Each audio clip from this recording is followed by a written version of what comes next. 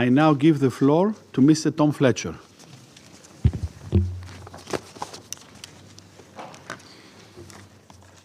Mr. President, members of the Council, briefing you again on this subject is a grim undertaking.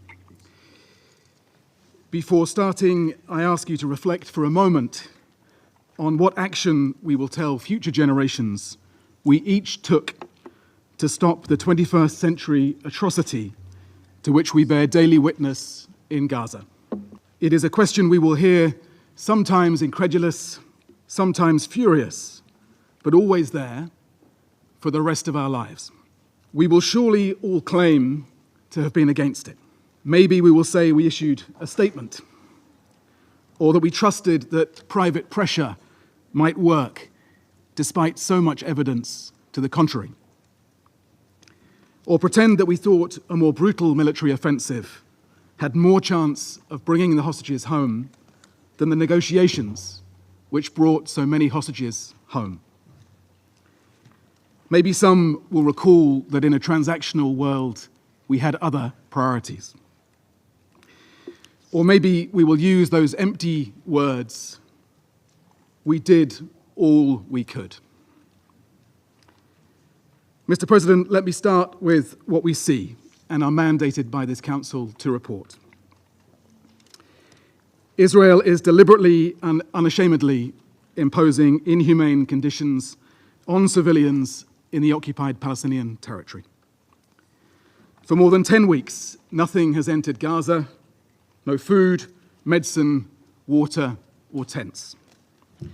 Hundreds of thousands of Palestinians have again been forcibly displaced and confined into ever-shrinking spaces, as 70% of Gaza's territory is either within Israeli militarized zones or under displacement orders. As my colleague from the FAO will explain, every single one of the 2.1 million Palestinians in the Gaza Strip face the risk of famine. 1 in 5 face starvation. Despite the fact that you have funded the food that could save them. The few hospitals that have somehow survived bombardment are overwhelmed. The medics who have somehow survived drone and sniper attacks cannot keep up with the trauma and the spread of disease. Even today, the European Gaza hospital in Khan Yunis was bombed again, with even more civilian casualties reported. I can tell you from having visited what's left of Gaza's medical system that death on this scale has a sound and a smell that does not leave you.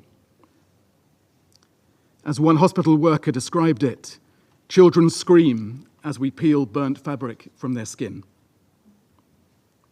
And yet we hear that we did all we could. Mr. President, our response as humanitarians is to make a single ask of the Council. Let us work. The UN and our partners are desperate to resume humanitarian aid at scale across Gaza in line with the fundamental principles of humanity, impartiality, independence, and neutrality. We have a plan. We have shown we can deliver with tens of thousands of trucks reaching civilians during the ceasefire. We have life-saving supplies ready now at the borders. We can save hundreds of thousands of survivors. We have rigorous mechanisms to ensure our aid gets to civilians and not to Hamas. But Israel denies us access, placing the objective of depopulating Gaza before the lives of civilians. It is bad enough that the blockade continues. How do you react when Israeli ministers boast of it? Or when attacks on humanitarian workers and violations of the UN's privileges and immunities continue, along with restrictions on international and non-governmental organizations? Mr. President, this Council has adopted resolutions that demand all parties to the conflict comply with international humanitarian law and protection of civilians, including humanitarian personnel. A reminder that Israel also has clear obligations under international humanitarian law. It must treat civilians humanely, with respect for their inherent human dignity. It must not forcibly transfer, deport, or displace the civilian population of an occupied territory. As the occupying power, it must agree to aid and facilitate it. So for anyone still pretending to be in any doubt, the Israeli-designed distribution modality is not the answer. It practically excludes many, including people with disabilities, women, children, the elderly, the wounded. It forces further displacement. It exposes thousands of people to harm. It sets an unacceptable precedent for aid delivery, not just in the OPT, but around the world. It restricts aid to only one part of Gaza, while leaving other dire needs unmet. It makes aid conditional on political and military aims. It makes starvation a bargaining chip. It is a cynical sideshow, a deliberate distraction, a fig leaf for further violence and displacement. If any of that still matters, have no part in it. Mr. President, for the record, we have tried. The UN has met 12 times, and again this morning, with the Israeli authorities to discuss this proposed modality. We wanted to find a way to make it possible. We repeatedly explained the minimum conditions for our involvement on the basis of long-settled fundamental principles. Aid based on independent assessments of who needs it, the globally tested and donor-demanded basic requirement, and the ability to deliver aid to all those in need, wherever they are. The Secretary General set out the relevant international law in his submissions to the International Court of Justice.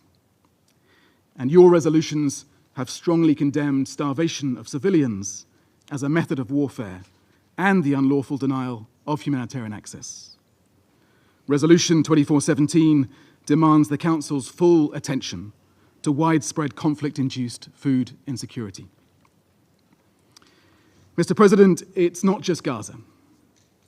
Appalling violence is also increasing in the West Bank, where the situation is the worst in decades.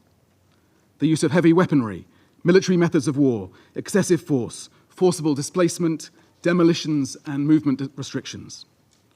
Ongoing illegal settlement expansion. Entire communities destroyed, refugee camps depopulated.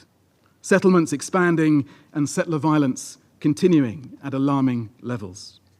Sometimes with the support of Israeli forces. Recently, settlers abducted a 13-year-old girl and her 3-year-old brother. They were found tied to a tree. Do we also say to them that we did all we could? Mr. President, there is, I fear, a broader context here.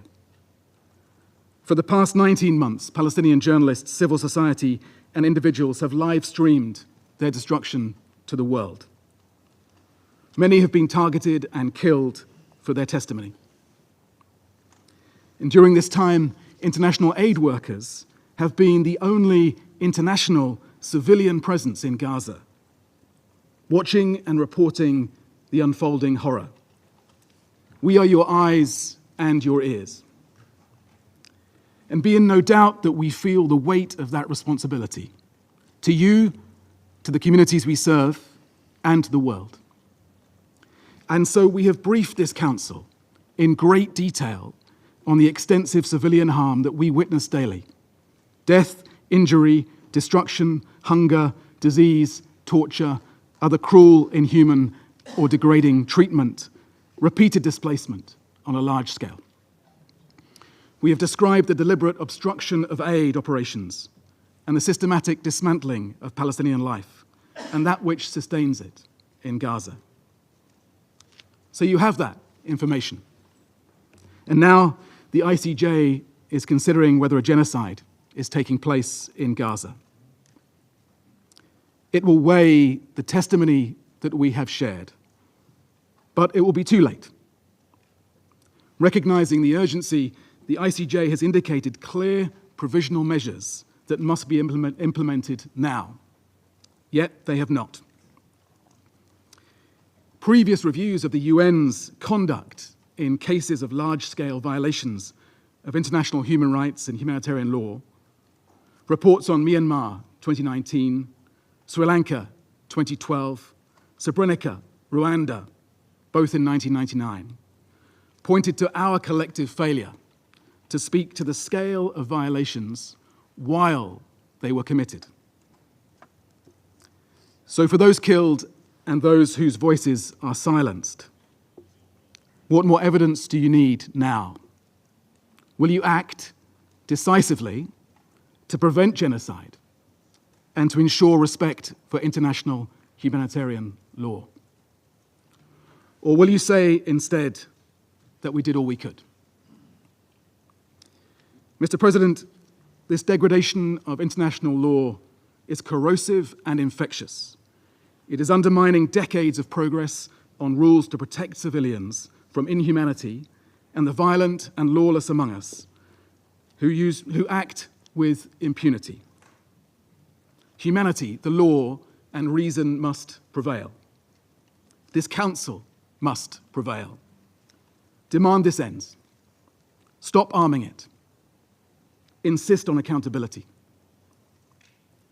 To the Israeli authorities, stop killing and injuring civilians.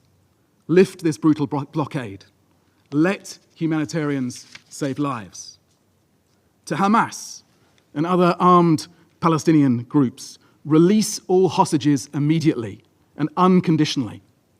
Stop putting civilians at risk during military operations. And for those who will not survive what we fear is coming, in plain sight, it will be no consolation to know that future generations will hold us in this chamber to account. But they will. And if we have not seriously done all we could, then we should fear that judgment. Thank you.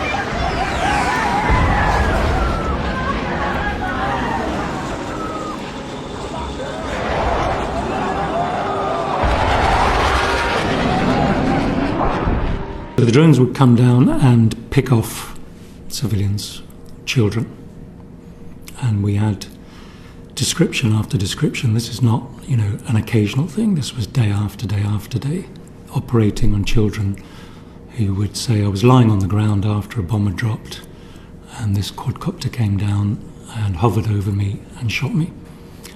And that's clearly a deliberate act. And it was a persistent act, persistent targeting of civilians. You believe it was deliberate targeting of civilians? Absolutely, there's absolutely no question in my mind. And it's been the experience of so many healthcare workers who've documented it time and time and time again. But my personal experience and those of my colleagues this was clearly persistent, deliberate targeting of civilians. And I've worked in a number of conflict zones in different parts of the world. I was there at the time of the Rwandan genocide. I've never seen anything on this scale. One of the surgeons in my team had been to Ukraine 5 times and said, this is 10 times worse.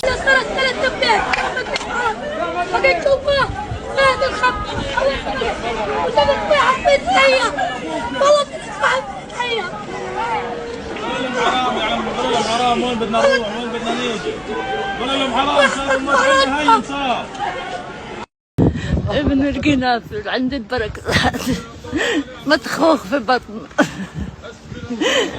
واستشهد ميت. ما قدرتش اجي اروح ولا حمله، دبابات كانت قدامي. حبيبي يوم تركتك لحالك في الشارع.